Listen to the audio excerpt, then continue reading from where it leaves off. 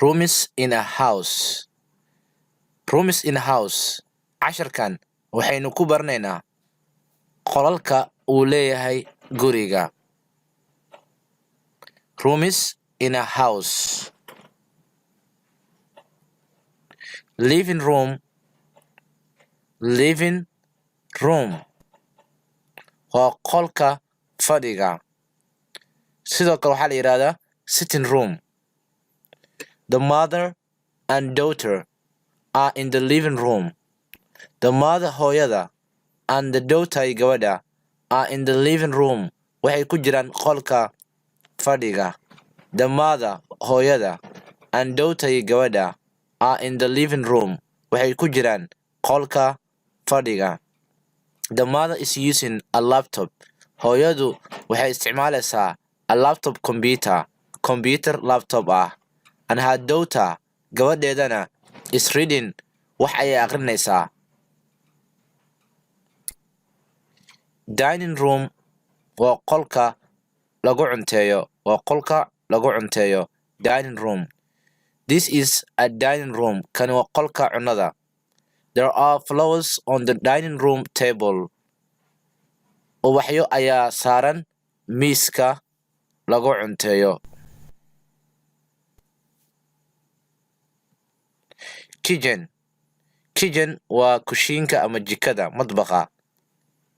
The woman is in the kitchen.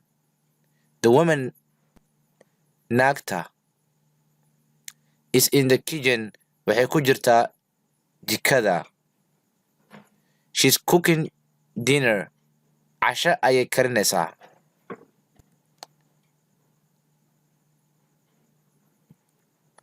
Bedroom waa qolka jiifka. Qolka jiifka. The man is in the bedroom. Ninka wuxuu ku jiraa qolka jiifka. He's sleeping. Wuu hurdaa ama wuu jiifaa. Closet waa armaajada dharka. Armaajada dharka waxaa la yidhahdaa closet. Clothes are hanging in the closet. Dharku waxay suran yihiin armaajada dharka. A shoe rack is on the floor. Hoosna waxaa yaalo sawirka dushiisa shoe rack. Shoe rack waxa weeyaan bahasha la gashto kabaha. Shoe rack. Bathroom waa suuliga musqusha. Bathroom. The man is in the bathroom. Ninka wuxuu ku jiraa suuliga ama musqusha. He's shaving his face. Wuu xiiranayaa. He's shaving his face. Garka ayuu xiiranayaa. Garage ama garage waa geerishka gawaarida. Garage. This is a garage. Kani waa garage. An old truck gaari qadiimi ah is parked ayaa lagu baakin gareeyay in front of the garage. Garashka hortiisa. Attic waa meel laga sameeyo saqafka kore. Sidii maqsinkoo kale ayaa loo sameeyaa. Alaabta ayaa lagu xareystaa. Waxay leedahay meel laga furo oo laga xiro. Waa sawirkan aad u jeedaan hadda.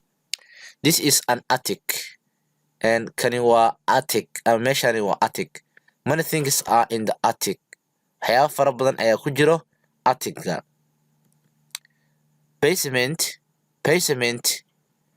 waxaa la yidhahdaa guri qaybta hoose laga sameeyo. Badanaa meelaha qawowga dadka waxay sameeyaan dhulka hoostiisa ayay ka sameeyaan guryaha. This is a basement. Halkani waa basement. There are stairs in the basement. Jaranjaro ayuu leeyahay basementiga gudihiisa. There are stairs in the basement. Laundry room waa qolka dharka iyo waxaas lagu feereeyo lagu dhaqo. Laundry room. The woman is ironing clothes in the laundry room. Haweentu waxay ku kaawadeynaysaa ama ku feereynaysaa dhar in the laundry room. Qolka laundryga.